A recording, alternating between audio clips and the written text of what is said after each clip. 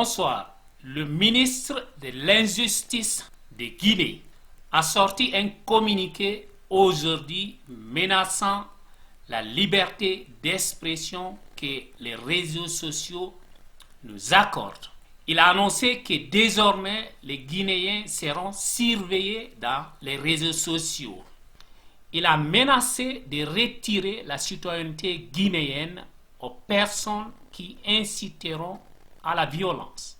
Dans son communiqué, il a inclus le nom de l'artiste guinéen, Jani Alpha. Si ce ministre d'injustice veut vraiment arrêter ceux qui incitent aux violences dans les réseaux sociaux, il y en a plein dans le camp du dictateur Alpha Condé.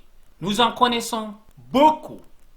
Ce gouvernement a même financé des pages Facebook. Il y a un même parmi eux qui fait des vidéos souvent pour dire que non, le peuple ne doit pas avoir de terres en Basse-Guinée. C'est comme si le peuple n'était pas des Guinéens. Carrément, il fait des directs pour dire que les peuples sont des étrangers. Et le ministre est au courant de cela. Il n'a rien fait. Et cette personne a été arrêtée pour cela. Et le même ministère a autorisé sa libération. On a vu des discours qui incitent aux violences venant du camp présidentiel. Et ces gens-là n'ont jamais été arrêtés. Le président Sello a été diffamé par l'un de ces instigateurs de la violence et il n'a jamais eu de justice, malgré qu'il avait porté plainte contre la personne. Ces gens, il y a très longtemps de cela, ont fait des vidéos dans Facebook où ils incitent aux violences intercommunautaires en Guinée. Et ces gens, ils sont connus du pouvoir. Ils connaissent ces gens-là. Ils sont en Guinée. Ils les nourrissent, ils les payent pour faire de la propagande dans les réseaux sociaux. Ce qu'ils oublient que les réseaux sociaux, ce n'est pas la RTZ. Nous avons la liberté de s'exprimer librement dans les réseaux sociaux tout en respectant les règles de ces réseaux sociaux. C'est quoi donc le deux poids, deux mesures de ces ministres d'injustice? Ils ont aujourd'hui arrêté Madik, un jeune qu'on appelle Mamadi Condé.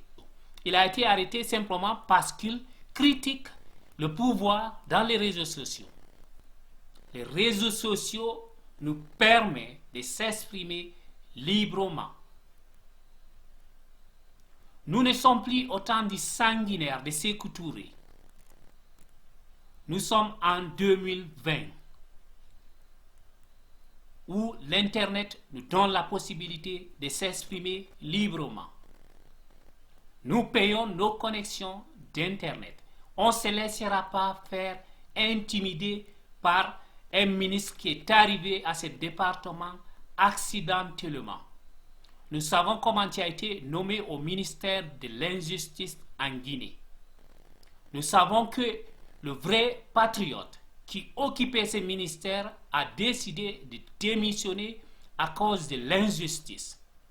Donc, on ne se laissera pas intimider par aucun ministre d'Alpha Condé. Aucun ministre ne nous intimidera. Nous continuerons à combattre l'injustice en Guinée. Des gens sont tués, des gens sont arrêtés. Même les femmes enceintes ne sont pas épargnées actuellement en Guinée. Même les bébés de 12 mois ne sont pas épargnés en Guinée. Depuis que la Guinée a connu son pseudo-indépendance, des milliers de personnes ont été tuées sans qu'il n'y ait de la justice.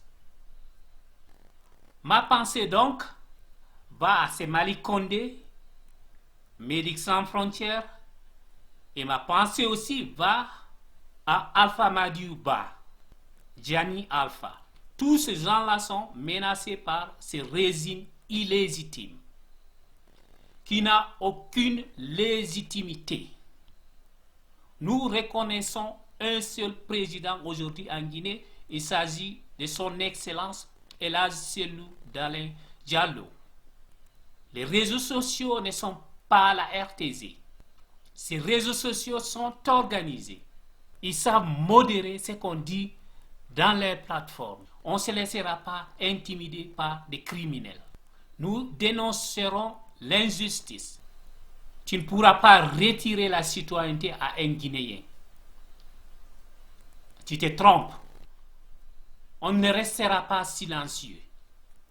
Vos menaces ne marcheront pas.